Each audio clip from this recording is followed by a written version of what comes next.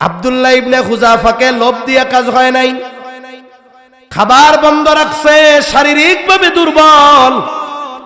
বাদশাহ এবার চিন্তা করছে খাবার পানির যেহেতু প্রয়োজন, যাও খাবার পানি নিয়ে যাও, তবে খাবার নিবা শুকরের গোশত আর পানি নিবা মদ মেশানো পানি।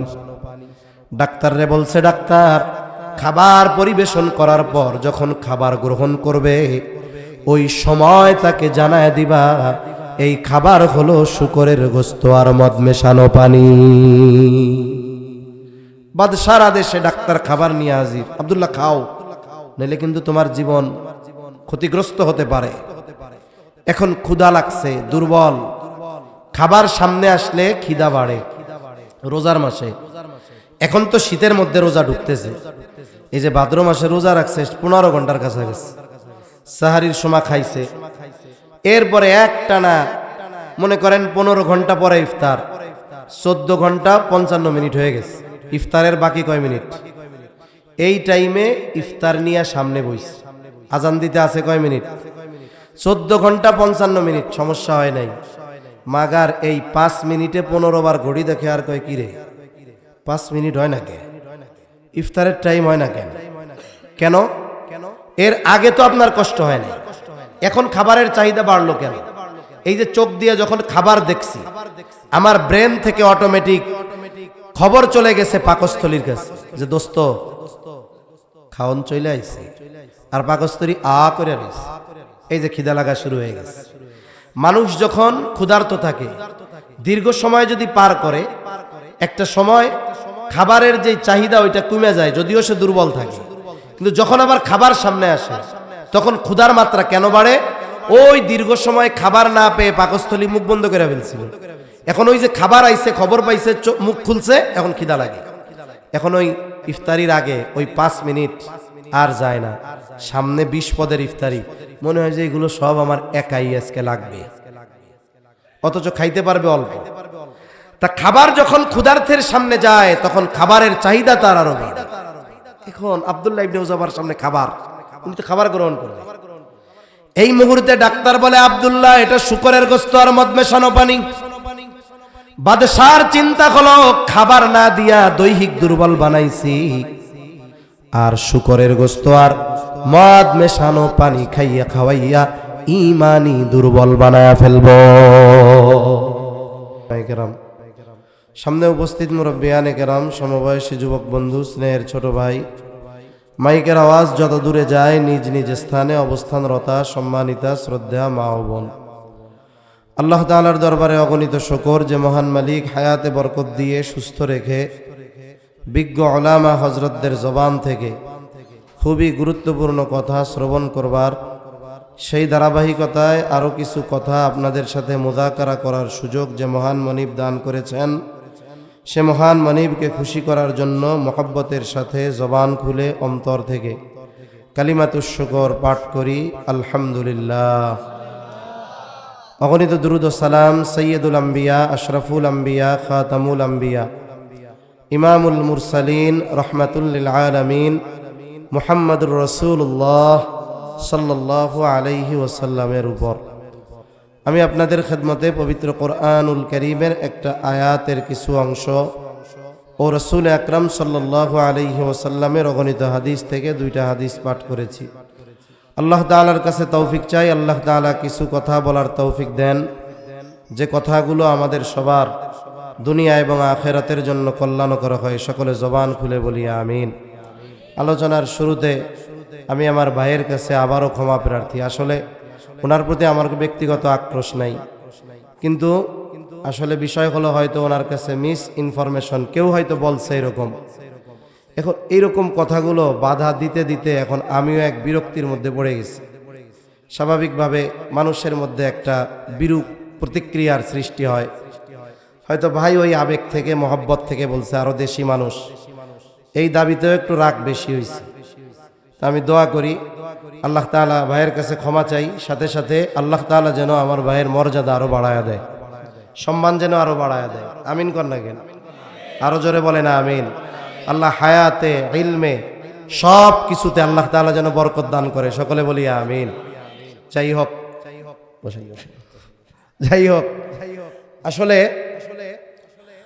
আমরা তো ইমানদার, আমরা কি জোরে বলেন, ইমানদার। আসল ব্যাপার হলো সব ইমানদার ইমানের মজা টের পায় না, সব ইমানদার ইমানের মজা টের পায় না। যেমন আমি প্রায় 1 মাস যাবত ঠান্ডা লাগছে আমার, ঠান্ডা লাগার ফলশ্রুতিতে কি হয়েছে, আমি কোনো ঘ্রাণ স্বাদ টের পাই না। এখন আমার সামনের অবস্থা কি, আমি বাথরুমে গেলেও গন্ধ পাই না, দামি শাহী বিরিয়ানি সামনে দিলেও গন্ধ পাই না, আতর সামনে নিলেও নাকে কোনো ঘ্রাণ পাই না। কেন? আমার আপাতত ঘ্রাণ শক্তি স্টপ হয়ে গেছে ঠান্ডাজনিত কারণে। তা ইমানদার অনেকেই ইমান আনে, কিন্তু ইমানের পরিপূর্ণ স্বাদ সবাই আস্বাদন করতে পারে না। একই খাবার, একজন সুস্থ মানুষ যার সব ঠিক আছে তার মজা লাগে, আর একজন জ্বরাক্রান্ত ব্যক্তি ওই খাবার যদি তারে দেওয়া হয়, ও কয় কি খাইতে দিলা মিয়া, তিতা লাগে। তাহলে বোঝা গেল ইমানের একটা স্বাদ আছে। ইমানের স্বাদ কারা আস্বাদন করতে পারে?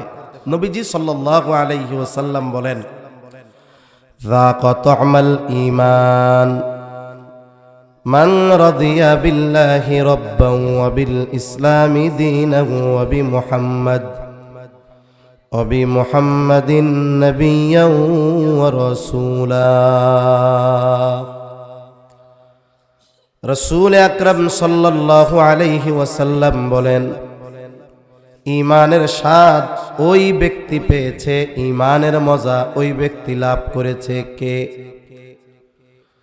মান রাদিয়া বিল্লাহি রাব্বা, যে আল্লাহ তাআলাকে রব হিসাবে পেয়ে খুশি হয়েছে, ওয়াবিল ইসলামি দীনা, ইসলামকে দিন তথা জীবন ব্যবস্থা হিসাবে পেয়ে খুশি হয়েছে। 3 নাম্বার, ওয়াবি মুহাম্মাদিন নাবিয়্যান ওয়া রাসূলা, আর যে মুহাম্মদ সাল্লাল্লাহু আলাইহি ওয়াসাল্লামকে নবী হিসাবে পেয়ে খুশি হয়েছে। বলে এই 3টা পেয়ে যে খুশি হয়েছে, নবীজি বলেন সে ঈমানের মজা লাভ করতে পেরেছে। অনেক সময় মানুষ ভালো জিনিসের যেমন স্বাদ আস্বাদন করে, আবার খারাপ জিনিসেরও মানুষ মজা পায়। সমাজে কিছু নেশাখোর আছে, এরা মদের মজা পাইছে তাই মদ পান করে, অথচ একজন সুস্থ মানুষ, ভালো মানুষ মদের গন্ধ সহ্য করতে পারে না, বমি চলে আসবে। ঈমানেরও এক স্বাদ আছে। ঈমানের মজা কেমন মজা? বলে এই 3টা পেয়ে যারা খুশি হয়েছে তারা ঈমানের মজা পেয়েছে। আর এই পৃথিবীতে নবী রাসূলগণের পরে সবচাইতে বেশি ঈমানের স্বাদ আর মজা পেয়েছে সাহাবায়ে কেরাম। কোন ব্যক্তি যদি ঈমান আনে, ঈমান আনার পরে যদি এমন কোন কঠিন পরিস্থিতির সম্মুখীন হয় যেখানে ঈমান আনার কারণে তার জীবন চলে যাওয়ার আশঙ্কা আছে, মুফতিয়ানে কেরাম আছে, ওনারা বলবেন যে এই সময় যদি জীবন বাঁচানোর জন্য মৌখিকভাবে ঈমান গোপন করে, কিন্তু অন্তরে দৃঢ়ভাবে আল্লাহকে বিশ্বাস করে, কিন্তু ঈমান গোপন করতেছে মৌখিকভাবে, কেন? জান বাঁচানোর জন্য, এই সুযোগ তার আছে।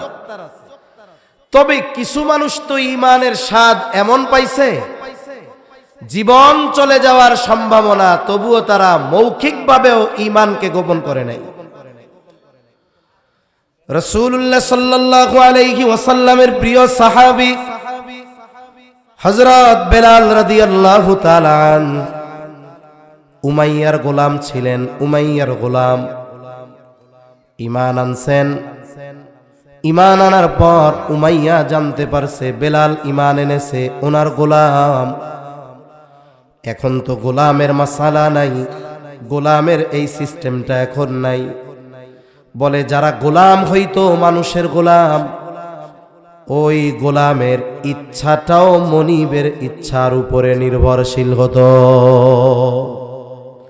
একজন গোলাম ইচ্ছা করলেই বিবাহ করতে পারতো না, গোলামকে যা নির্দেশ দিত গোলাম সেটা মানতে বাধ্য থাকত। এজন্য দেখা যাইতো কোন জালেম মনিব যদি গোলামের উপরে জুলুম অত্যাচার করত, অন্য আর একজন মানুষের এই ব্যাপারে তাকে প্রেসার ক্রিয়েট করা, যে কিছু বইল না, তোমার শাস্তি হবে, এটা হবে, এটা বলার মতো ক্ষমতা অন্য মানুষের ছিল না। কেন? সে কইতে আমার গোলাম, আমি এটা যা খুশি তাই করব। এজন্য ইসলাম এই বিষয়টাকে উঠিয়ে দেওয়ার প্রচেষ্টা করছে। ওই সময় গোলামের এত প্রচলন ছিল যে স্বাভাবিকভাবে মানুষের মধ্য থেকে হঠাৎ করে এই প্রচলনটা উঠানো কঠিন ছিল। এজন্য ইসলামে যত কাফফারা আছে, এই কাফফারাগুলোর মধ্যে অন্যতম ব্যবস্থাপনা হলো, এটা করতে পারো নাই, তুমি গোলাম আজাদ করে দিবা। এরপরে গোলাম আজাদ করার সওয়াব, বিপুল পরিমাণ সওয়াবের কথা নবীজি সাল্লাল্লাহু আলাইহি ওয়াসাল্লাম জানিয়ে দিয়েছেন। তার মানে ইসলাম গোলাম আজাদ করাকে উৎসাহিত করেছে, গোলাম রাখাকে নবীজি নিরুৎসাহিত করেছেন। কিন্তু ওই সময়ের প্রচলন এত বেশি ছিল, হঠাৎ করে উঠায় দেওয়া সম্ভব ছিল না। কিন্তু পর্যায়ক্রমে আস্তে আস্তে আস্তে এক সময় কি হয়েছে, যে একটা সময় যেই ব্যক্তি গোলাম ছিল, একজনের গোলাম ছিল, সেও একটা সময় রাষ্ট্র পরিচালনার দায়িত্ব পালন করছে। ঠিক কিনা বলেন? নবীজির সময়, সাহাবায়ে কেরামের সময় এক সময় গোলাম ছিল, তারে আজাদ করা হয়েছে, সে যুদ্ধের ময়দানে সেনাপতির দায়িত্ব পালন করছে। হযরত বেলাল রাদিয়াল্লাহু তাআলা আনহু উমাইয়ার গোলাম, নবীজির প্রতি আকৃষ্ট হয়ে, দ্বীনের প্রতি আকৃষ্ট হয়ে যখন ঈমান গ্রহণ করেছে, উমাইয়া জানতে পারছে ঈমান আনছে। এখন উমাইয়া বেলাল রাদিয়াল্লাহু তাআলা আনহুর উপরে নির্বিচারে জুলুম অত্যাচার শুরু করছে। এতটা অমানবিক জুলুম অত্যাচার, মরুভূমির উত্তপ্ত বালির মধ্যে খালি গায়ে হাত পা বেঁধে শোয়া রাখত, গলার সাথে দড়ি বেঁধে দিত, অপর প্রান্তে আরেকটা ঘোড়ার সাথে দড়ি বেঁধে দিত, ওই ঘোড়া মরুভূমির মধ্যে দৌড়াইতো, সাথে দড়িতে বাঁধা বেলাল ওই ঘোড়ার দৌড়ানির সাথে সাথে বালির উপর দিয়া শেষরায়া শেষরায়া যাইত। সমস্যা কি? কেন এই কঠিন শাস্তি? বলে ঈমান তো আনছে বেলাল, এই জুলুম চলে। আর বেলাল বলে আহাদ আহাদ, কার নাম জোরে বলেন। এভাবে যতবার বলে তার উপরে জুলুমের মাত্রা বেড়ে যায়। হযরত আবু বকর সিদ্দিক রাদিয়াল্লাহু তাআলা আনহু বেলালের এই অবস্থা দেখে বেলালরে পরামর্শ দিলেন, বেলাল তুমি যতবার আহাদ বলো ততবার তোমার উপরে জুলুমের মাত্রা তোমার মনিব বাড়ায়া দেয়। তুমি এক কাজ করো, তুমি আহাদ এই শব্দটা জোরে উচ্চারণ কইরা মুখ দিয়া বইল না, তুমি চুপ থাকো, তাইলে হয়তো জুলুমের মাত্রা তোমার উপরে কিছুটা কম হবে। হযরত বেলাল রাদিয়াল্লাহু তাআলা আনহু পরামর্শটা গ্রহণ করলেন, বলে হ্যাঁ ঠিক আছে।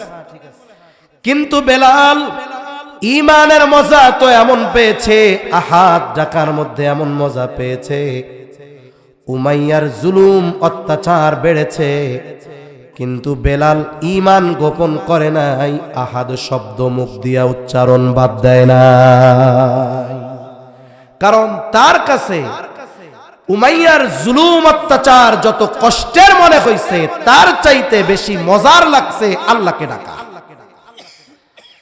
এজন্য ওই কঠিন পরিস্থিতিতেও কেন তারা আল্লাহকে ডাকছে? বলে ঈমানের মজা তারা পাইছে, এই জন্য কষ্ট অনুভব হয় নাই, ঈমানের মজা তারা পেয়েছে। মজার সামনে কষ্ট, জুলুম তুচ্ছ মনে হইছে। ঈমানের মজা তো তারা পেয়েছে। বলে সাহাবায়ে কেরামের সামনে দুনিয়া তুলে ধরা হয়েছে, দুনিয়াকে লাথি মেরে তারা ঈমানকে গ্রহণ করেছে। সাহাবায়ে কেরামের ঘটনা এগুলো শোনার দরকার। এর দ্বারা কি হয়?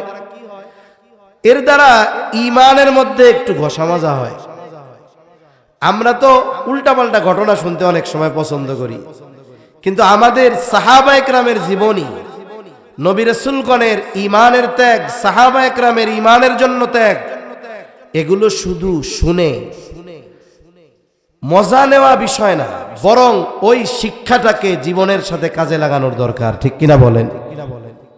ইমানের মজা যদি পাই, ওইগুলা করা আমাদের দ্বারাও সম্ভব, আল্লাহ করে দিবে ইনশাআল্লাহ। ইতিহাস থেকে আপনাদের ঘটনা শুনাই। আল বিদায়া ওয়ান নিহায়ার মধ্যে আসছে হযরত ওমর রাদিয়াল্লাহু তাআলা আনহুর জামানায় মুসলমানদের সাথে রোমদের সর্বপ্রথম সরাসরি যুদ্ধ সংঘটিত হয়। এই দুনিয়ায় যেমন অন্যতম পরাশক্তি আমরা বলি আমেরিকা, রাশিয়া, ওই সময়ে পৃথিবীর অন্যতম দুইটা পরাশক্তি ছিল, একটা হলো রোম আর একটা হলো পারস্য। রোম বর্তমান ইটালি, আর পারস্য হলো বর্তমান ইরান। রোমদের সাথে নবীজির সময়ও একবার মুসলমানদের যুদ্ধ হয়েছে, তাবুকের যুদ্ধ। প্রায় 700 কিলোমিটার পথ পাড়ি দিয়ে মুসলমানেরা একেবারে সীমান্তে পৌঁছায় গেছে। রোমদের সাথে যুদ্ধ হবে, মানে ওই যুদ্ধে রোম সৈন্যরাও অংশগ্রহণ করবে। আল্লাহ তাআলা যুদ্ধ সংগঠিত হওয়ার আগে রোমান সৈন্যদের অন্তরে নবীজির ভয়ভীতি ঢুকায়া দিছে। ওরা চলে গেছে, বিনা যুদ্ধে নবীজির সময় জয়লাভ করেছে। কিন্তু সর্বপ্রথম সরাসরি যুদ্ধ সংগঠিত হয় হযরত ওমর রাদিয়াল্লাহু তাআলা আনহুর সময়। ওই সময় গোটা পৃথিবীতে চতুর্দিকে মুসলমানদের জয়ের সংবাদ। রোম সম্রাট চিন্তা করলেন মুসলমানদের সাথে যুদ্ধ হবে, যদি তাদের সৈন্যবাহিনী সম্পর্কে বিস্তারিত ইনফরমেশন, তথ্য জানা যায়, তাহলে তাদের সাথে যুদ্ধ করা সহজ। রোম সম্রাটের গোয়েন্দা বাহিনী মুসলমান সৈন্য কাফেলার মধ্যে ঢুকে বিস্তারিত খবরাখবর নিয়ে বাদশার কাছে চলে গেলেন। বাদশার কাছে জানানো হলো, বাদশা জিজ্ঞাসা করে সৈন্য সংখ্যা বেশি আমাদের চেয়ে? বলে না বাদশা নামদার, সৈন্য সংখ্যার দিক দিয়ে আমাদের চাইতে অনেক কম, তাইলে সামরাস্ত্রের দিক দিয়ে আমাদের চাইতে শক্তিশালী নাকি? কারণ অনেক সময় সৈন্য সংখ্যা যদি কম হয়, অস্ত্র যদি শক্তিশালী হয়, একজন শক্তিশালী অস্ত্রধারী 100 লাঠিয়ালের বিরুদ্ধে যথেষ্ট হয়ে যায়। কারণ ওরা তো মনে করে সৈন্য সংখ্যা আর সামরাস্ত্রের জোরে মনে হয় জয়লাভ করা যায়। তাহলে কি তাদের অস্ত্র আমাদের চাইতে আধুনিক? বলে না, তাও নয়। তাহলে কি তারা আমাদের চাইতে স্পেশাল ট্রেনিং প্রাপ্ত নাকি? আমাদের যতগুলো বাহিনী আছে ডিফেন্সে, সেনাবাহিনী, সব সৈন্য কিন্তু একরকম না। কিছু সৈন্য আছে কমান্ডো ট্রেনিং নেওয়া। বলে একজন কমান্ডো ট্রেনিং প্রাপ্ত সৈন্য খালি হাতে 5, 7, 8, 10 জনের সাথে লড়াই করতে একা যথেষ্ট। ও একা 8, 10 জন সাধারণ সৈন্যরে সহায় ফেলতে পারবে, এইভাবে ট্রেনিং দেওয়া হয়। বিশেষ ট্রেনিং প্রাপ্ত? বলে না না, এরা কেউ কৃষিকাজ করে, কেউ ব্যবসা করে, কেউ অন্যর জমিতে কাজ করে। যখন যুদ্ধের প্রয়োজন, ওদের খলিফা ওদেরকে বলে, ওরা ক্ষেত খামারি রাইখা সুন্দর মতো যুদ্ধ করতে চলে আসে। তাহলে অস্ত্র কম, সৈন্য সংখ্যা কম, স্পেশাল ট্রেনিংও নাই, কিন্তু গোটা দুনিয়া ব্যাপী তাদের জয়ের খবর। কারণ কি? বলে বাদশা নামদার, এরা যুদ্ধের ময়দানে শাহাদাতের জন্য যায়, মরার জন্য যায়, ফেরার জন্য যায় না। দুনিয়ার মানুষ বাঁচতে চায় আর এরা মরতে চায়। কারণ কি? বলে এরা যদি মৃত্যুবরণ করতে পারে তাহলে বিনা হিসাবে আল্লাহর জান্নাত। এদের কাছে মৃত্যুটাই বেঁচে থাকার চাইতে বেশি প্রিয়। বাদশা একটু অবাক হয়ে বলেন, দুনিয়ার মানুষ বাঁচতে চায় আর এরা মরতে চায়, এদের কাছে এই মৃত্যুকে পছন্দনীয় কোন জিনিস বানায় দিয়েছে? কোন জিনিসের কারণে তাদের কাছে মৃত্যু প্রিয়? বলে ঈমানের কারণে। ঈমান তাদের কাছে দুনিয়ার সব কিছুকে তুচ্ছ বানায় দিছে। এবার বাদশা তো আহলে কিতাব, খ্রিস্টান, আল্লাহরে বিশ্বাস করে। বাদশা বলে, যুদ্ধের ফলাফল যা হবে সেটা পরের খবর। কিছু জীবিত মুসলমান সৈন্য আমার কাছে ধরে পাঠাইবা, আমি একটু পরখ করব তাদের ঈমানের পাওয়ার কেমন। যুদ্ধ শুরু হয়ে গেছে।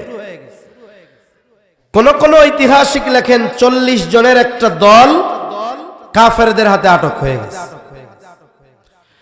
রাজধানীতে পাঠায় দেওয়া হলো, বাদশার নির্দেশ জীবিত পাঠাইবা। বাদশার কাছে খবর দেওয়া হলো, বাদশা নামদার, মুসলমানদের একটা দল আমাদের হাতে আটক, আপনি নির্দেশ দিলেই আপনার কাছে পাঠায় দেওয়া হবে। বাদশার আদেশে পরের দিন সকালবেলায় আটককৃত মুসলিম কাফেলা বাদশার সামনে হাজির করা হলো। রাজ দরবারে সবাই বাদশার এই আদেশের অপেক্ষমান। এই বুঝি বাদশাহ আদেশ দেয়, যাও এই সবগুলাকে শুলিতে চড়িয়ে হত্যা করো অথবা শিরচ্ছেদ করে দাও। কত বড় স্পর্ধা! এই দুনিয়ার অন্যতম পরাশক্তি, আমি রোম সম্রাটের বিরুদ্ধে তারা যুদ্ধ করতে আসে। সবাই চিন্তা করছে এই বুঝি এই লোকগুলোর জীবন শেষ। কিন্তু বাদশাহ তো এই আদেশ দেন নাই। উনি এই সিংহাসনে উপবেশন করেই বলতেছেন, এই তোমাদের মধ্যে তোমাদের নেতাকে, আমিরকে? দাঁড়িয়ে গেছে এক যুবক, বলে আমি হলাম এই কাফেলার আমির। উস্কো খুস্কো চুল, গায়ের মধ্যে যুদ্ধের কোনো পোশাক নাই, আবার পোশাক ছেঁড়া। এই মানুষগুলারে দেখলে মনে হয় না যুদ্ধের ময়দান থেকে আসছে। আর এই মানুষগুলোর সামনে গোটা দুনিয়ার অন্যতম পরাশক্তিগুলো পদদলিত হয়ে যায়, বোঝা যায় না। যুবক দাঁড়িয়ে বলে, আমি হলাম এই কাফেলার আমির। নাম কি তোমার? বলে, আমার নাম হলো আব্দুল্লাহ ইবনে হুযাফা। বাদশাহ এবার আব্দুল্লাহ ইবনে হুযাফাকে ডাক দিয়ে বলে, আব্দুল্লাহ আমার কাছে আসো, বসো। বাদশাহর পাশে বসা আব্দুল্লাহ। বাদশাহ বলে, আব্দুল্লাহ রে, তোমাকে দেখার পর তোমার প্রতি আমার অনেক ভালোবাসা, আন্তরিকতা, মহব্বত জাগ্রত হয়ে গেছে। আমার তো মন চায় আমি তোমার সাথে একটা ভালো সম্পর্ক গড়ব। তবে একটা জিনিস তোমার আর আমার মধ্যে প্রাচীর বাধা হয়ে দাঁড়াইছে। আমি খ্রিস্টান, তুমি হলে মুসলিম। ও আব্দুল্লাহ, তুমি যদি খ্রিস্ট ধর্ম গ্রহণ করো, ইসলাম ধর্ম যদি ত্যাগ করো, তাইলে তুমি আমার পছন্দের মানুষদের অন্তর্ভুক্ত হয়ে যাইবা। শুধু তাই না, তুমি চিন্তা করতেছো তুমি ধর্ম ত্যাগ করবা, এলাকায় গেলে তোমার জীবন থাকবে না, চিন্তার কারণ নাই।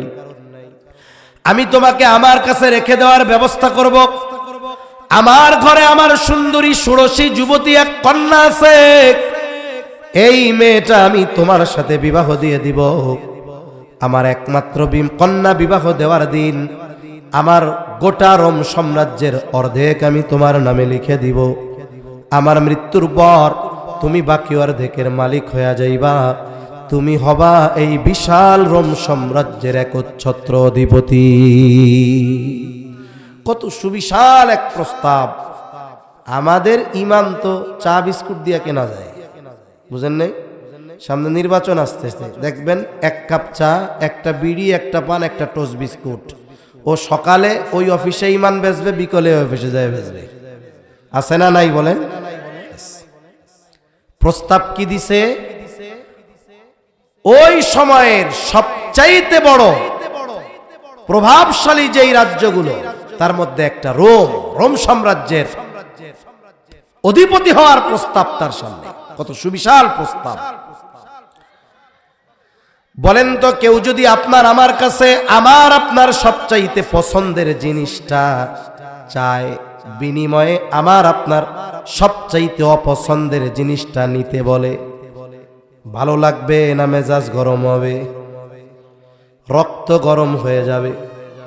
সাহাবায়ে কেরামের কাছে সবচাইতে প্রিয় জিনিস ঈমান, আর সবচাইতে অপছন্দ আর ঘৃণার বস্তু কুফর। সাহাবায়ে কেরামের কাছে ঈমান সবচাইতে প্রিয়। এর সাক্ষ্য দুনিয়ার কেউ না, স্বয়ং দিছেন কে? আল্লাহ। আল্লাহ তাআলা বলেন, ওয়ালাকিন্নাল্লাহা হাব্বাবা ইলাইকুমুল ঈমানা ওয়া যায়্যানাহু ফি কুলুবিকুম ওয়া কাররাহা ইলাইকুমুল কুফরা ওয়াল ফুসুকা ওয়াল ইসয়ান। আল্লাহ তাআলা বলেন, তাদের কাছে সবচাইতে প্রিয় বস্তু হলো ঈমান। হাব্বাবা ইলাইকুমুল ঈমান, সবচাইতে প্রিয় বস্তু সাহাবা কেরামের কথা আল্লাহ বলেন ঈমান। ওয়া কাররাহা ইলাইকুমুল কুফরা ওয়াল ফুসুক ওয়াল ইসয়ান। আল্লাহ তাআলা সাহাবায়ে কেরামের ব্যাপারে বলেন যে তোমাদের কাছে সবচাইতে অপছন্দ আর ঘৃণার বস্তু হলো কুফর আর আল্লাহর নাফরমানি। এখন এই প্রিয় বস্তু ঈমানকে ত্যাগ করে কুফর গ্রহণ করতে বলে, বিনিময়ে আবার দুনিয়া দিতে চায়। আব্দুল্লাহ ইবনে হুযাফা বাদশার কথা শুনতেছে আর শরীরের রক্তগুলো গরম হয়, শরীরের লোম কূপ দিয়ে ঘাম বের হওয়া শুরু হয়ে গেছে। বাদশার কথা শেষ, আব্দুল্লাহ ইবনে হুযাফা বসা থেকে উঠে দাঁড়ায় গেছে, চোখ দুটো রক্তবর্ণ হয়ে গেছে। এখনো দেখা যায়, আগেও ওয়াজ মাহফিলে দেখতাম একজন কথা বলতেছে কোরআন সুন্নাহ দিয়া, দেখা যাবে কোন নেতা বা কারো বিরুদ্ধে গেছে, ওই যে কানে কানে শুনতেছে কি কয় হুজুর, মনে করে আরে মনে কইতেছে, একটু পরে দাঁড়ায় শেল্টার দেয়, নেতা বাধা দেয়, আছে না নাই? মনে রাখবেন, যদি ওই ব্যক্তি আক্রোশ থেকে কথা না বলে, কোরআন হাদিস থেকে যদি কথা বলে, আর এই কথা যদি আমার আপনার গায়ের উপরেও পড়ে, সবর করে বসে থাকা ঈমান থাকার আলামা। আপনার মসজিদের ইমাম সাহেব কোরআন হাদিস দিয়ে কথা বলতেছে, আপনার গায়ে পড়ছে আর আপনি দাঁড়ায় গেছেন। আপনি মসজিদের সভাপতি হতে পারেন, আপনি তাহাজ্জুদ গুজারি হতে পারেন, আপনি আওয়াবিন ইশরাক পড়তে পারেন, 5 বার হজ করে আলগাজ হইতে পারেন, কিন্তু আপনি মুমিন হতে পারেন নাই। আরে অতীতের বড় বড় জালেম বাদশা ছিল মুসলমান, ওরা মুসলমানদের হত্যা করতো, সাহাবায়ে কেরামরা হত্যা করছে। হাজ্জাজ বিন ইউসুফের মতো জালেম, ওর সামনেও যখন কোরআন সুন্নাহর কথা বলা হইতো, ও মাথা নিচু করে বসে থাকতো, কিচ্ছু বলতো না। অথচ পৃথিবীর ইতিহাসে অন্যতম নিকৃষ্ট এক জালেম, যার হাত সাহাবায়ে কেরামের রক্তে রঙিন হয়েছে। অথচ কিছু মানুষ এমন আছে যে তাদের রক্ত গরম হয় কখন? যখন তার বিরুদ্ধে, দ্বীনের বিরুদ্ধে, তার দলের বিরুদ্ধে কথা যায় তখন। কিন্তু নবীর বিরুদ্ধে গেলে তার রক্ত গরম হয় না, ঠিক কিনা বলেন? এই যে খতমে নবুয়তকে অস্বীকার করতেছে, নবীজিকে এক গ্রুপ গালি দিচ্ছে, কোরআনকে গালি দিচ্ছে, এই টাইমে তার রক্ত গরম হয় না। গরম হয় কোন সময়? উনি সুদ খায়, যখন ইমাম সাহেব কোরআন হাদিস দিয়া সুদের বিরুদ্ধে বলে, ওনার মেজাজ গরম হয়ে যায়। উনি ঘুষ খায়, যখন উনি কোরআন হাদিসের স্পষ্ট দলিল দিয়ে আমাদের খতিব সাহেবেরা ঘুষের বিরুদ্ধে বলে, বেপরদার বিরুদ্ধে বলে, তখন ওনার রক্ত গরম হয়ে যায়। তোমার ওই রক্ত শয়তানে গরম বানায়, ঠিক কিনা বলেন? কারণ তোমার রক্তের সাথে শয়তান মিশে গেছে। নবীজি সাল্লাল্লাহু আলাইহি ওয়াসাল্লাম বলে, ইয়াজরি মাজরাদ দাম, শয়তান মানুষের রক্তের সাথে প্রবাহিত হইতে পারে। যারা দিনদার, ওরা তো তাওবা ইস্তেগফার, আল্লাহর কাছে আশ্রয় চায়, শয়তান ওদের রক্ত গরম বানাইতে পারে না। কিন্তু ওরা তো দিনভর আকাম করে বেড়ায়, এজন্য শয়তান ওদের রক্ত গরম বানায়, কিন্তু ওই রক্ত দ্বীনের ব্যাপারে গরম হয় না।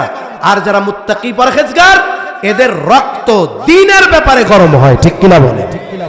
মনে রাখতে হবে। এই জন্য আব্দুল্লাহ ইবনে হুযাফা রক্ত গরম, ঘাম বের হচ্ছে লোমকূপ দিয়ে, চোখ রক্তবর্ণ।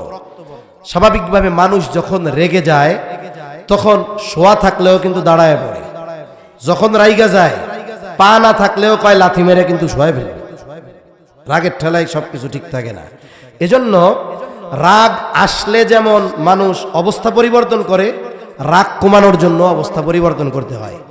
অনেক সময় কি হয়, অনেক সময় এমন হয় আমরা রাগ হয়ে যাই, একজনের সাথে খুব রাগ হয়েছে, স্বামী স্ত্রীর মধ্যে দ্বন্দ্ব লাগছে, তখন কি দরকার?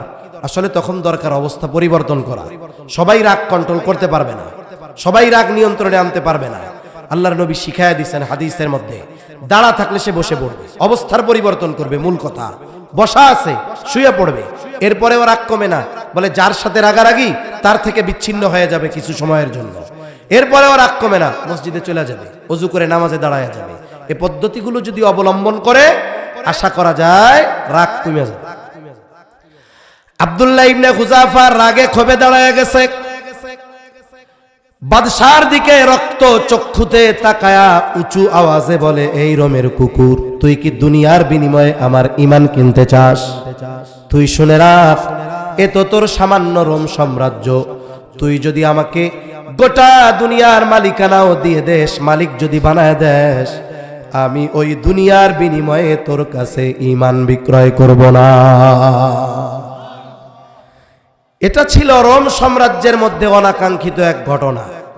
দুনিয়ার কেউ চিন্তা করে নাই যে রোম সম্রাটের চোখের উপরে চোখ রেখে, রোম সম্রাটের সামনে উঁচু গলায় ধমক দিয়ে রোম সম্রাটের সাথে কথা বলতে পারে। এটা ওরা কল্পনাও করে নাই। এখন এই ঘটনা যখন বাস্তবে ঘটছে, তখন মানুষেরা হতভম্ব, কিংকর্তব্য বিমূঢ় হয়ে গেছে। মুহূর্তের মধ্যে সবাই বাকরুদ্ধ হয়ে গেছে। ঘটল কি? এটা কি বাস্তব না স্বপ্ন? বাদশাহ ভাষা হারায় ফেলছে, রাগে ক্ষোভে ভিতরে চলে গেছে। একটু পরে নির্দেশ দিছে, কত বড় স্পর্ধা, ঈমানের বড়াই দেখায়, দেখি কতক্ষণ ওর ঈমানের বড়াই থাকে। ওরে জেলখানার মধ্যে বর, খাবারও দিবা না, পানিও দিবা না। ডাক্তারকে নির্দেশ দিয়ে বলে, ও ডাক্তার, যখন দেখবা অবস্থা বড় খারাপ, তখন আমার কাছে খবর নিয়ে আসবা। বাদশার আদেশে জেলখানায় ভরা হলো। 1 সপ্তাহ খাবারও নাই, পানিও নাই। স্বাভাবিকভাবে আমরা যদি 1 বেলা 2 বেলা খাবারের সময়টা একটু ব্যতিক্রম হয়, দেখা যায় ক্ষুধার তীব্রতায় আমাদের দাঁড়ায় থাকা কষ্ট হয়। 1 সপ্তাহ খাবারও নাই, পানিও নাই। আব্দুল্লাহ ইবনে খুজাফা জেলখানার মধ্যে শুয়ে আছে। বাহির থেকে দেখে বোঝা যায় না বেঁচে আছে নাকি মারা গেছে। আব্দুল্লাহ ইবনে খুজাফার এই অবস্থা দেখে ডাক্তার ভেতরে ঢুকলেন। ভেতরে ঢুইকা দেখে আব্দুল্লাহর অবস্থা খারাপ। পালস চেক করে দেখে অবস্থা খারাপ। ডাক দেয় আব্দুল্লাহ। আব্দুল্লাহ ক্ষুধায় এতটা দুর্বল, মুখ নড়ে কিন্তু আওয়াজ বের হয় না। বাদশার কাছে চলে গেছে ডাক্তার, গিয়ে বলে আব্দুল্লাহর অবস্থা খারাপ, খাবার পানি না দিলে মরে যেতে পারে। বাদশাহ আহলে কিতাব, যখন প্রতিপক্ষকে করায়ত্ত করার ইচ্ছা কেউ করে, মানে প্রতিপক্ষকে নিজের দিকে আনার চেষ্টা যখন কেউ করে, প্রথম যেই চেষ্টা করে সেটার নাম হলো প্রলোভন দেয়, লোভ দেয়, তাই না? এরপরে যখন লোভে কাজ হয় না, থ্রেট দেয়। কি দেয়? মাঝে মধ্যে হোন্ডা নিয়ে ঘুরে চক্কর মারে আশপাশ দিয়া, বুঝায় যে দলে চলে আয়। খানা বন্ধ কইরা থ্রেট দিছে, কাজ হয় নাই। এরপরে যখন কাজ হয় না, তখন সুন্দর মতো মাঝে মধ্যে অস্ত্র নিয়ে দেখায়। দেখায় না এরকম ছবি পাঠায়, খবর আছে। আব্দুল্লাহ ইবনে খুজাফাকে লোভ দিয়ে কাজ হয় নাই, খাবার বন্ধ রাখছে, শারীরিকভাবে দুর্বল। বাদশাহ এবার চিন্তা করছে, খাবার পানির যেহেতু প্রয়োজন, যাও খাবার পানি নিয়ে যাও। তবে খাবার নিবা শুকরের গোশত আর পানি নিবা মদ মেশানো পানি। ডাক্তার রে বলছে, ডাক্তার, খাবার পরিবেশন করার পর যখন খাবার গ্রহণ করবে, ওই সময় তাকে জানায় দিবা এই খাবার হলো শুকরের গোশত আর মদ মেশানো পানি। বাদশার আদেশে ডাক্তার খাবার নিয়ে হাজির। আব্দুল্লাহ, খাও, নইলে কিন্তু তোমার জীবন ক্ষতিগ্রস্ত হতে পারে। এখন ক্ষুধা লাগছে, দুর্বল, খাবার সামনে আসলে খিদা বাড়ে। রোজার মাসে, এখন তো শীতের মধ্যে রোজা ঢুকতেছে।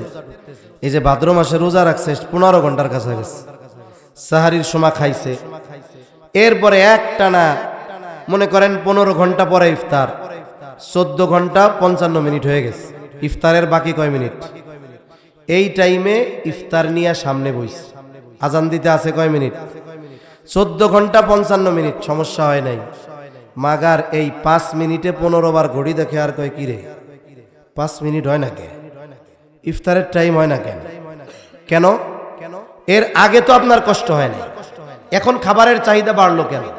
এই যে চোখ দিয়ে যখন খাবার দেখছি, আমার ব্রেন থেকে অটোমেটিক খবর চলে গেছে পাকস্থলীর কাছে যে দোস্ত খাওন চলে আইছে, আর পাকস্থলী আ করে রয়েছে। এই যে খিদা লাগা শুরু হয়ে গেছে।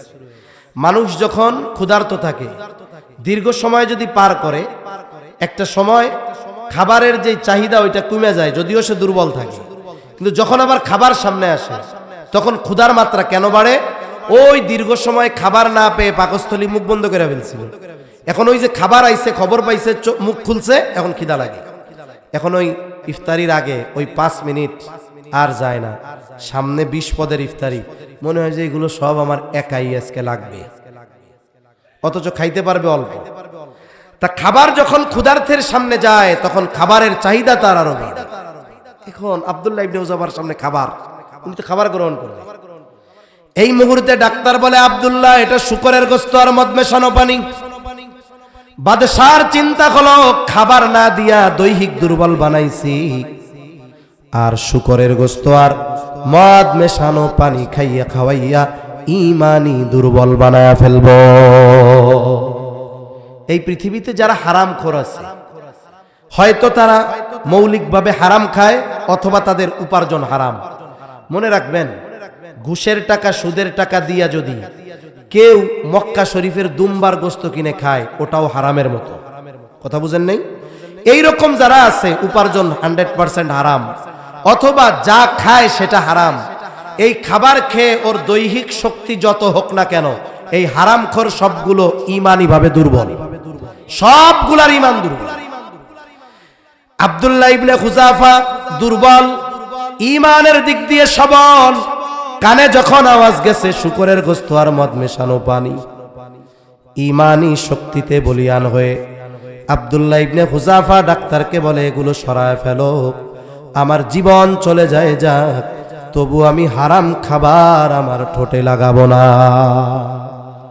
অথচ আল্লাহ তাআলা কোরআনেও জানায়া দিছেন, উলামা ইকরামের কাছ থেকেও জানবেন, যদি কেউ এমন পরিস্থিতিতে পড়ে যায়, খাবারের অভাবে মৃত্যুর মতো অবস্থা, কিন্তু হারাম ছাড়া কোনো কিছু নাই, বলে জীবন বাঁচানোর জন্য যতটুকু গ্রহণ না করলেই নয়, এতটুকু গ্রহণ করার অনুমতি শরীয়ত তাকে দিয়েছে।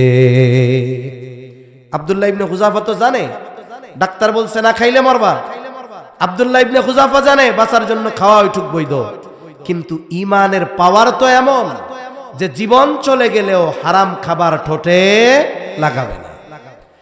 বাদশার কাছে খবর দেওয়া হলো, বাদশাহ ও মইরা যাবে তবু হারাম খাবে না।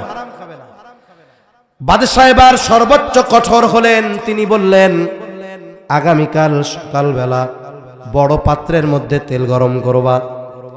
ঐতিহাসিকদের থেকে 2টা বর্ণনা পাওয়া যায়। এক বর্ণনা, ওনাকে শুলিতে চড়ানো হলো। শুলিতে, আপনারা খ্রিস্টানদের ক্রুশ দেখছেন না, ক্রুশ, ওই রকম এক ক্রুশের মধ্যে ওনার হাত এভাবে বাঁধা হয়েছে, পা বাঁধা হয়েছে, রাখা হয়েছে এক জায়গায়। তীরন্দাজদেরকে বলা হয়েছে তীর মারবা, তবে গায়ে যেন না লাগে, আশেপাশে মারবা, তার মানে ভয় দিবা, ভয়। আব্দুল্লাহ ইবনে হুযাফাকে ওই রকম শুলিতে চড়ায়া তীর মারা হচ্ছে, গায়ে লাগায় না, ভয় দেয়। কিন্তু আব্দুল্লাহ ইবনে হুযাফা তার অবস্থার উপরে অনড়। আর এক বর্ণনা, তেল গরম হয়েছে, ফুটন্ত তেল টকবক করতেছে।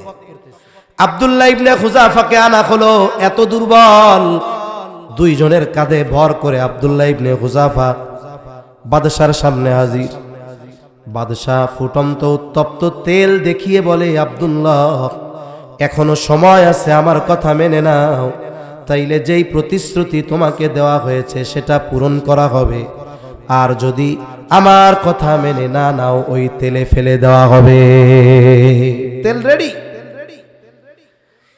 ইমানের পরীক্ষা যাদের উপরে হয়, বলে পরীক্ষার একটা লেভেল আছে, ওই অবস্থা, ওই লেভেল যদি অতিক্রম করতে পারে, এরপরে পরীক্ষা যত কঠিন হোক সে ভয় পায় না।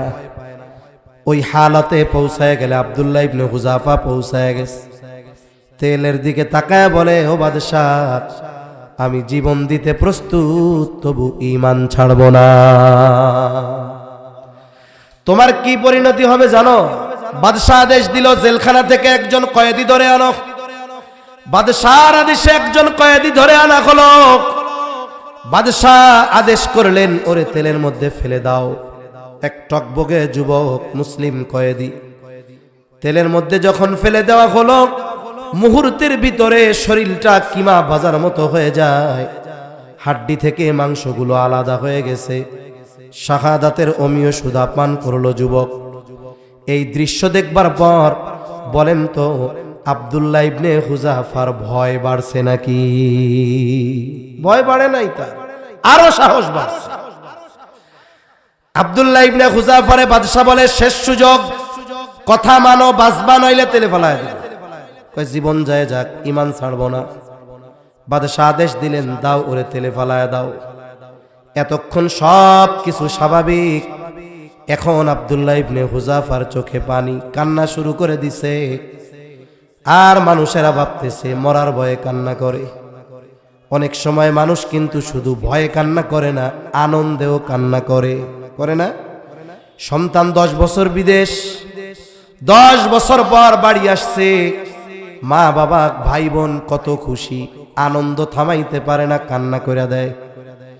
অনেকে লেখাপড়া ঠিক মতো করছে, পরিশ্রম করছে, পরীক্ষার দিন ফলাফল গোল্ডেন A+, কান্না করে দেয়, ঠিক না? আর একজন ঘোড়ার ডিম পাইয়াও কান্না করে দেয়। একজন ফেল করে কান্দে, আর একজন গোল্ডেন A+ পাইয়া আনন্দের ঠেলায় কান্না করে। ওরা ভাবছে আব্দুল্লাহ ইবনে হুযাফা মৃত্যুর ভয়ে কান্না করে। বাদশাকে বলা হলো, বাদশা, আব্দুল্লাহ ইবনে হুযাফা কান্না করে, হয়তো মরার ভয়ে কান্না করে, অথবা তার প্রিয়জন আপনজনের কথা মনে হইতেছে, এই জন্য কান্না করে। বাদশা আব্দুল্লাহকে বলে, আব্দুল্লাহ কান্না করো কেন? মরার ভয় হয়, জীবনের জন্য মায়া হয়, পরিবার পরিজন আত্মীয় স্বজনের কথা মনে হইতেছে নাকি? আব্দুল্লাহ ইবনে হুযাফা বলে, না বাদশা, না না, আমি মৃত্যুর ভয়ে কান্না করি না। কারণ প্রকৃত ইমানদার যারা, যাদের আখেরাতের সামান আছে, এদের জন্য মৃত্যু হাদিয়া, এদের জন্য মৃত্যু হলো এইরকম পর্দার মতো। কি বলে? পর্দার এপারে দুনিয়া, ওপারে আল্লাহর দিদার, আল্লাহর জান্নাত। সুবহানাল্লাহ। তো ওনরা তো ওই ধরনের মানুষ, ওনরা তো আল্লাহর মুলাকাতের জন্য ব্যস্ত, মৃত্যুরে ভয় পাবে কেন? তাহলে কাঁদতেছো কেন? আব্দুল্লাহ ইবনে হুযাফা বলে, বাদশা শোনো, আমার আল্লাহ আমাকে একটা জীবন দিয়েছে, একটা মাত্র জীবন। এক জীবন আমি একবার আল্লাহর জন্য কোরবান করতে পারবো, দ্বিতীয়বার এই জীবন আল্লাহর জন্য কোরবানি করার সুযোগ নাই। তবে আমার তো মন চায়, আমার আল্লাহ যদি আমাকে শরীরের পশম পরিমাণ জীবন দিত, আমি আমার জীবনগুলো প্রত্যেকবার আল্লাহর জন্য কোরবানি করতাম। এই যে সৌভাগ্যের মরণ, মরতে পারবো কয়বার, এটা এই জন্য এই দুঃখে কাঁদতেছি। তা শহীদ যারা হয় তাদেরকে আল্লাহ তাআলা বলেন, তাদের তোমরা মৃত বইল না। ওয়ালা তাকুলু লিমান ইউকতালু ফি সাবিলিল্লাহি আমওয়াত বাল আহইয়াউ ওয়ালাকিন লা তাশউরুন। আল্লাহর রাস্তায় যারা শহীদ, আল্লাহ বলেন তাদের তোমরা মৃত বলিও না, তারা জীবিত। এখন জীবিত হলে খাবার দরকার, সব কিছু দরকার, বলে তাদের সব কিছুর ব্যবস্থা যিনি করেন তিনি কে? আল্লাহ বিশেষ পদ্ধতিতে তাদের এই ব্যবস্থা করছে, জান্নাতে আছে। আর এক হাদিসে আছে, জান্নাতের সবুজ পাখি বানায় রাখছে আল্লাহ তাআলা তাদের, তারা উড়ে আর আল্লাহর নেয়ামত গুলো ভক্ষণ করে। আল্লাহ তাদের জিজ্ঞাসা করে, তোমাদের কি আর কিছু মন চায় নাকি? জান্নাতে তো সব আছে। বলে, না আল্লাহ, কিছুই মন চায় না, তবে একটা জিনিস মন চায়। কি মন চায়? বলে, ও রব, আবার যদি দুনিয়ায় যাইতে পারতাম, আপনার জন্য জিহাদ করতাম, শহীদ হতাম, আবার যাইতে পারতাম, আপনার রাস্তায় জিহাদ করতাম, শহীদ হইতাম। শুধু এই জিনিসটা মন চায়, আর কিছু মন চায় না। তার মানে শহীদি মৃত্যু হলো এইরকম, আমরা দেখতেছি যে তার কষ্ট হইতেছে, কিন্তু ও তো আল্লাহর কাছে গিয়া বলতেছে, আল্লাহ আবার যদি যাইতে দিতেন, আবার যদি এরকম আপনার রাস্তায় মরতে পারতাম, কত ভালো লাগতো। তার মানে শহীদি মৃত্যুর মজা, এটা যে শহীদ, এই মজা পাইয়া সে বারবার এই রকমের মৃত্যু কামনা করে। আব্দুল্লাহ ইবনে হুযাফা বলতেছে, আরে আমার জীবন তো একটা, আমার তো একবার আল্লাহর জন্য জীবন কোরবানের সুযোগ আছে। আমার জীবনটা যদি শরীরের পশম পরিমাণ হইতো, আমি তাইলে যদি প্রত্যেকবার আমার জীবনটা আল্লাহর জন্য কোরবান করতে পারতাম। এখন তো সেই সুযোগ নাই, এই আফসোসে কান্না করতেছে। বাদশাহ আহলে কিতাব আল্লাহরে তো বিশ্বাস করে, শিরিক করুক আর যা করুক, ও চিন্তা করতেছে এটা কেমন মানুষ, মানুষ বাঁচার জন্য কি না করে, আর ও মাত্র একবার মরতে পারবে এই জন্য আফসোস করতেছে। এ কোনো সাধারণ মানুষ না। ওর মধ্যে একটা ভয় ঢুকছে, আমি যদি এর এখন শাস্তি দেই, মাইরা ফেলি, তাইলে আমার মসনদে আগুন লেগে যায় কিনা, তার ঠিক আছে যে আল্লাহর এমন এক খাঁটি বান্দা। এবার বলে তাহলে এক কাজ করো, কিচ্ছু করা লাগবে না, তুমি আমার কপালে একটা চুমা দাও তো, তোমারে আমি মুক্তি দিয়া দিব। বাদশা চিন্তা করতেছে, যেই লোকটারে তেলের মধ্যে ফালাইয়া দিতে পাঠাইলাম এইটার তোয়াক্কা করে না, এ লোক তাইলে কেমন লোক? এই লোকের একটা চুমা পাওয়া এটাও বড় সৌভাগ্যের ব্যাপার। দেখি কোনো মতে এই কথাটা তারে দিয়া শোনানো যায় কিনা, শুনো তো আগে। আব্দুল্লাহ ইবনে হুযাফা চিন্তা করে, আমি যদি বাদশারে চুমাও দেই তবে আমার জীবনের বিনিময়ে আমি ওরে চুমাও দিব না। এইবার পাল্টা শর্ত লাগায়া দিছে। আব্দুল্লাহ ইবনে হুযাফা বাদশাকে বলে, বাদশাহ তোমার কপালে একটা চুম্বন করব, তবে শর্ত। কি শর্ত? বলে আমারে মুক্তি দিলে হবে না, তোমার জেলখানায় যত মুসলমান কয়েদি আছে সবাইকে মুক্তি দেওয়া লাগবে। অবস্থা কি ছিল? ঈমানের উপরে অটল থাকার কারণে পরিস্থিতি পুরা পাল্টে গেছে। বাদশাহ চিন্তা করে, এখন যদি এই শর্ত না মানি তাইলে চুমাটাও নসিবে নাই। বাদশাহ বলে ঠিক আছে, তোমার শর্ত মেনে নিলাম, যদি চুমা দাও সবাইরে মুক্তি দিয়া দিই। আব্দুল্লাহ ইবনে হুযাফা বাদশার কপালে একটা চুম্বন করলেন, বাদশাহ তার ওয়াদা রক্ষা করলেন। মুসলমান যত কয়েদি আব্দুল্লাহ ইবনে হুযাফা সহ সবাইরে সসম্মানে মুক্তি দিয়া দিলেন। আব্দুল্লাহ ইবনে হুযাফা রোমের বন্দিশালা থেকে বিশাল এক কাফেলা নিয়ে মদিনায় হাজির। জুমার দিন আব্দুল্লাহ ইবনে হুযাফা হযরত ওমর রাদিয়াল্লাহু তাআলা আনহুকে ঘটনার বিস্তারিত আদ্যপান্ত শুনাইলেন। হযরত ওমর রাদিয়াল্লাহু তাআলা হযরত আব্দুল্লাহ ইবনে হুযাফার কপালে একটা চুম্বন দিলেন। এর আগে বললেন, শোনো তোমরা সবাই আব্দুল্লাহ ইবনে হুযাফার কপালে এক একটা করে চুমা দিবা। এই কথা বলে হযরত ওমর রাদিয়াল্লাহু তাআলা আনহু সর্বপ্রথম নিজে আব্দুল্লাহ ইবনে হুযাফার কপালে চুম্বন দিলেন। যে কথা বলা উদ্দেশ্য, এই মানুষগুলা ঈমানের স্বাদ বুঝতে পেরেছে বিধায় গোটা দুনিয়ার প্রলোভন দিয়ে, সাম্রাজ্য, ক্ষমতা, সম্পদ এগুলোর প্রলোভন দিয়ে, মৃত্যুর ভয় দেখিয়ে ঈমান থেকে এক চুল তাদেরকে নড়ানো যায় নাই। এই মানুষগুলো হলো সেই মানুষ, অথচ আফসোস আমরা আমাদের ঈমানের মজা বুঝতে পারি নাই বিধায় আজকে আমরা সকাল বিকাল আমাদের ঈমান বিক্রয় করি। এখন ঈমানের বোঝা বুঝতে পেরেছে ওই মানুষেরা কোন গুণের কারণে? এক নাম্বার গুণ, তারা রব হিসাবে আল্লাহকে পেয়ে খুশি। আমরা আল্লাহকে রব হিসাবে পেয়ে খুশি তো? ইসলামকে দিন হিসাবে পেয়ে খুশি? মুহাম্মাদুর রাসূলুল্লাহ সাল্লাল্লাহু আলাইহি ওয়াসাল্লামকে নবী হিসাবে পেয়ে খুশি তো? এই তিন বিষয়ের প্রশ্ন কিন্তু কবরে আছে। মার রব্বুক ওয়া মা দীনুক। নবীজিকে দেখায় বলা হবে মা হাযার রাজুলুল্লাযী বুইসা ফীকুম, অথবা বলা হবে ওমান নাবিয়্যুক, তোমার নবীকে। তাহলে কবরে এই তিন প্রশ্ন। কবরে যদি জান্নাত বানাইতে হয় কবরকে, জান্নাতের বাগান বানাতে হলে এই তিন প্রশ্নের জবাব। ঈমানের স্বাদ যদি পাইতে হয় এই তিন প্রশ্নের সাথে সম্পৃক্ত। এখন আল্লাহকে রব হিসাবে পেয়ে খুশি, খুশি না আমরা? খুশি হইলে আমরা কি করি? কেউ দাঁত 36টা বাইর কইরা, 36টা তো দাঁত আবার হয় না, সর্বোচ্চ 32টা হয়, কথার কথা বলে আর কি। কেউ 32 দাঁত বাইর কইরা, কেউ হা হা কইরা খুশির বহির প্রকাশ ঘটায়। এখন আমরাকে রব হিসাবে আল্লাহকে পেয়ে খুশি। এখন আসেন একসাথে সবাই হেসে এই খুশির প্রকাশ করি, তাহলে কি খুশির প্রকাশ হবে?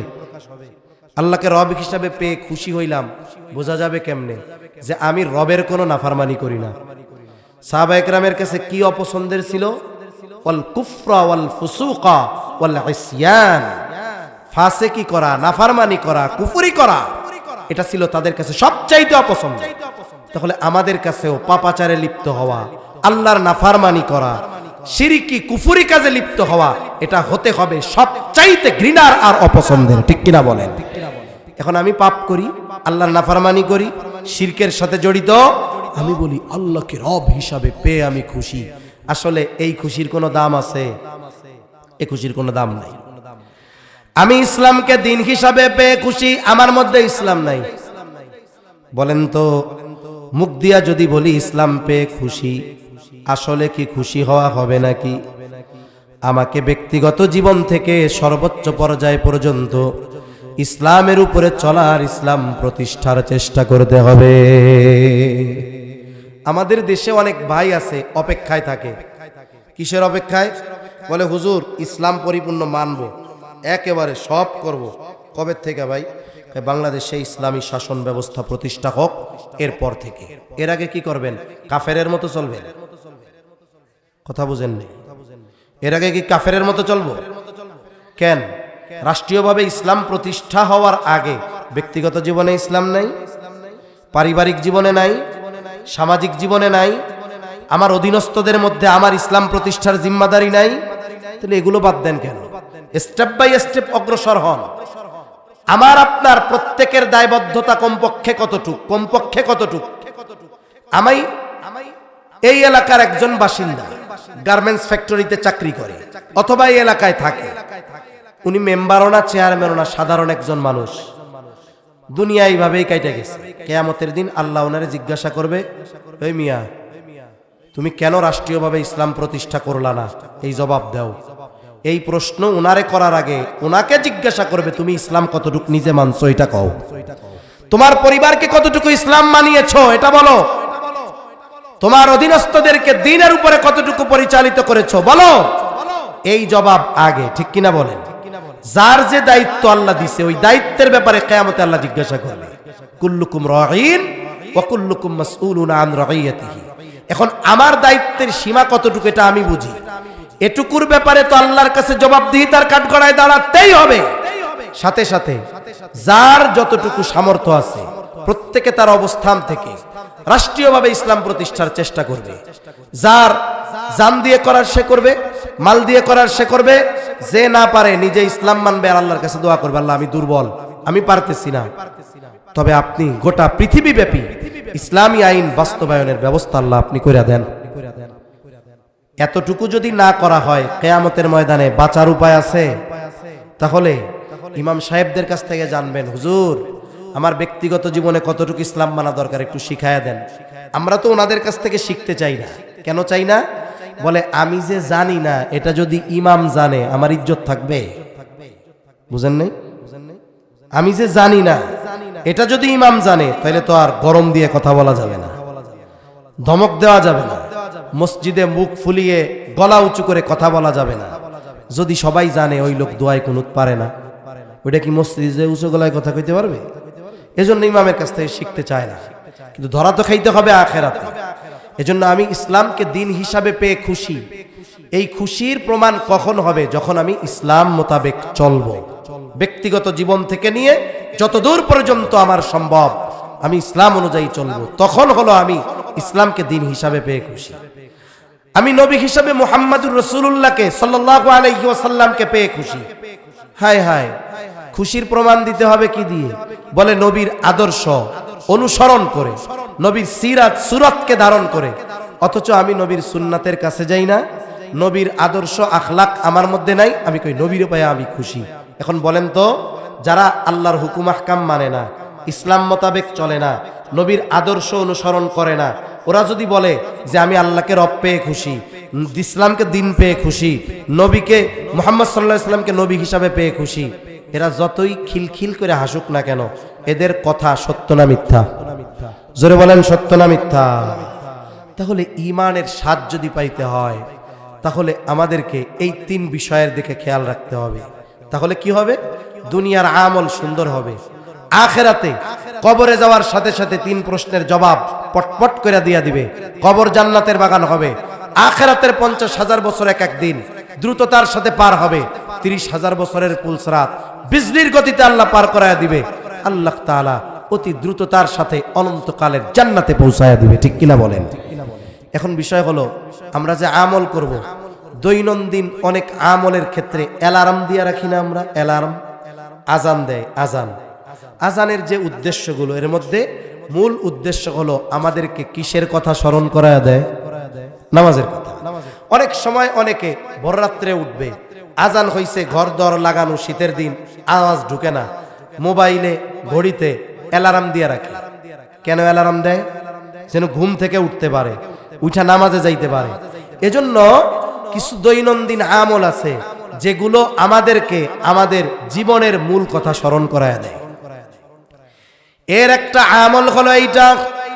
নবীজি সাল্লাল্লাহু আলাইহি ওয়াসাল্লাম বলেন, মান ক্বালা রাদিতু বিল্লাহি রাব্বা ওয়া বিল ইসলামি দীনা ওয়া বি মুহাম্মাদিন নাবিয়্যান ওয়া রাসূলা, যে ব্যক্তি বলে যে আমি আল্লাহকে রব হিসাবে পেয়ে খুশি, ইসলামকে দিন হিসাবে পেয়ে খুশি, মুহাম্মাদুর রাসূলুল্লাহ সাল্লাল্লাহু আলাইহি ওয়াসাল্লামকে নবী হিসাবে পেয়ে খুশি। আর এক বর্ণনায় আসছে সকাল সন্ধ্যা তিনবার করে বলে, নবীজি বলেন ওয়াজাবাত লাহুল জান্নাহ, তার জন্য জান্নাত ওয়াজিব হয়ে যায়। আর খুশি দ্বারা কি? খিলখিল করে হাইসা এই খুশি না আমলের খুশি? বলেন। আমল যে করব, সকাল সন্ধ্যায় তিনবার পড়া নিজের স্মরণ করায় দিবে, এই তুমি না আল্লাহর রব হিসাবে পেয়ে খুশি, খবরদার রবের নাফরমানি করা যাবে না, রবের হুকুম মানতে হবে। এই তুমি না ইসলামকে দিন হিসাবে পেয়ে খুশি, খবরদার সকালে পড়তেছি, খবরদার তোমার দ্বারা যেন কোনো অনইসলামিক কাজ না হয়। 3 নাম্বার, এই তুমি না মুহাম্মাদুর রাসূলুল্লাহ সাল্লাল্লাহু আলাইহি ওয়াসাল্লামকে নবী হিসাবে পেয়ে খুশি, নিজে বলবে, খবরদার তোমার দ্বারা যেন কোনো সুন্নাতবিহীন কাজ না হয়। এই যে সকালে নিজের নসিহত করলো, এবার বিকালে আবার 3বার পড়া রাত্রে মনে করাই দিবে, এরকম নাফরমানি যেন না হয়। এখন এই আমলটা করার সাথে সাথে আমলের প্র্যাকটিক্যালটা যদি আমরা করতে পারি, নবীজি বলেন ওয়াজাবাত লাহুল জান্নাহ, যে বলবে, বলা মানে আমল করবে, এর জন্য জান্নাত ওয়াজিব হয়ে যাবে। সুবহানাল্লাহ বলেন। তাহলে দেখেন রাসূল আকরাম সাল্লাল্লাহু আলাইহি ওয়াসাল্লাম আমাদেরকে এই আমলের কথা শিখাইলেন, সাথে সাথে জানাইলেন যে এই কাজ যারা করে তারা ঈমানের স্বাদ পায়। ঈমানের স্বাদ পাওয়ার ফলশ্রুতিতে কি হয়? ঈমান বিধ্বংসী কোনো কাজ দেখলে তারা সহ্য করতে পারে না। তাদের ঈমান থাকে একদিকে, গোটা দুনিয়া থেকে আর একদিকে। ঈমান তারা ত্যাগ করতে পারে, কিন্তু ঈমান তারা ত্যাগ করে না। ঈমানের জন্য সব কিছু করতে পারে, ছাড়তে পারে, ঈমানকে তারা সবচাইতে বেশি প্রাধান্য দেয়। এই কারণে অন্যান্য যত আমল আছে এগুলো তাদের কাছে তখন মজা লাগে, কষ্ট লাগে না। আমরাও যদি ঈমানের পরিপূর্ণ স্বাদ লাভ করতে চাই, আমলে সলেহ করতে চাই, ঈমানের স্বাদ যারা লাভ করছে এদের আমলটাই আমলে সলেহ হয়। আর ঈমানের স্বাদ পাওয়া ব্যক্তিরা যখন আমলে সলেহ করে, এই ঈমান আমল আল্লাহ তাআলা বলেন তাদেরকে জান্নাতুল ফেরদাউসের মেহমান বানায় দেয়। সুবহানাল্লাহ। আমরা সবাই জান্নাতুল ফেরদাউসের মেহমান হতে চাই তো?